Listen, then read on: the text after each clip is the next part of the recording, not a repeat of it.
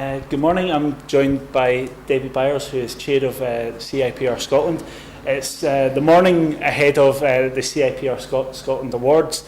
We're looking forward to this tonight. I'm not entirely sure what to expect, but it's always a fun occasion. Absolutely. Is there anything you can tell us that we should be looking forward to? We've got 24 gold winners to look forward to 24 tonight, guys. 24. You might be one of them. I thought I'd grab Debbie just ahead to speak about things that have been going on for the Scottish PR industry and CIPR members.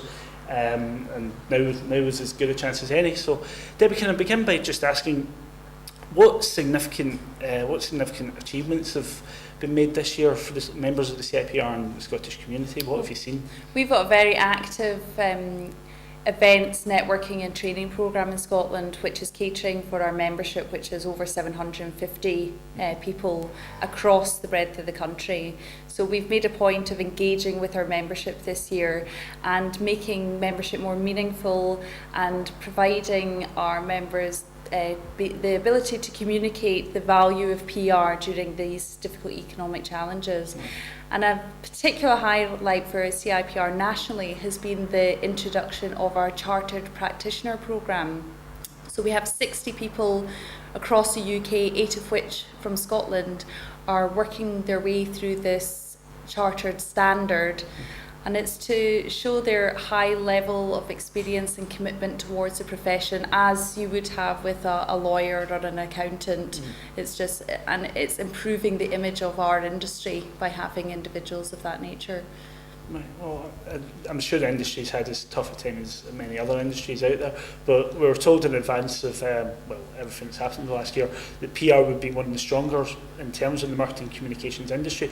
Have you seen that in Scotland?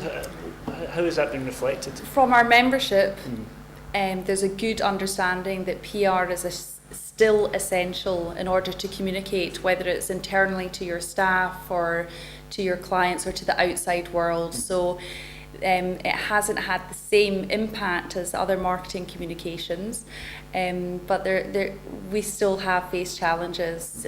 Consultants may have not grown as much as they had ambitions to do.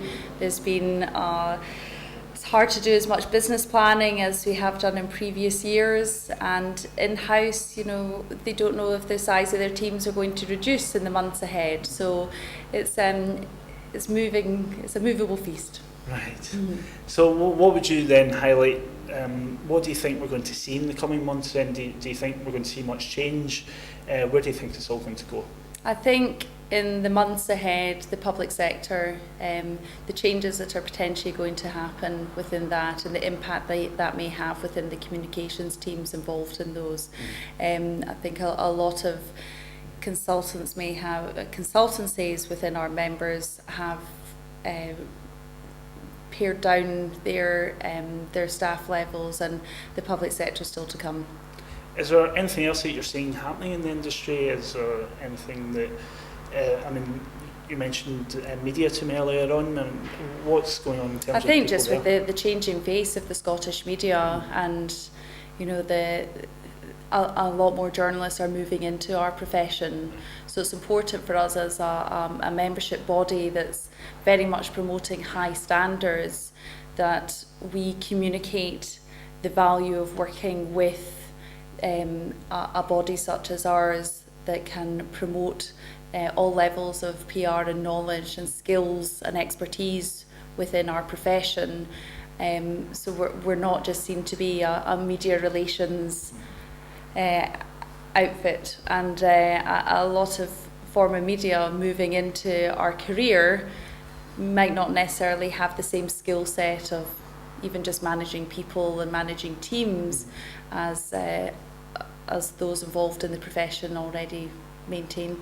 Well, what value do professionals get from joining the CIPR then? You've mentioned value quite a lot. What would they get from joining the body? It's very much a commitment to your profession. So it's wanting to extend your knowledge and skills and awareness, but also there's a social networking aspect, so it's sharing experiences with other like-minded individuals. We have a young communicators programme, so people new to the industry can mix with like-minded age group. This week alone we had a senior practitioners event at the new Hotel Masoni in Edinburgh, where we had the Director of Communications for Virgin Atlantic, Paul Charles, speak to a selected group of our most senior consultants, and it brought them an opportunity to share their knowledge and experience and talk about what's happening in the economic climate. So we're wanting to have continual skills, knowledge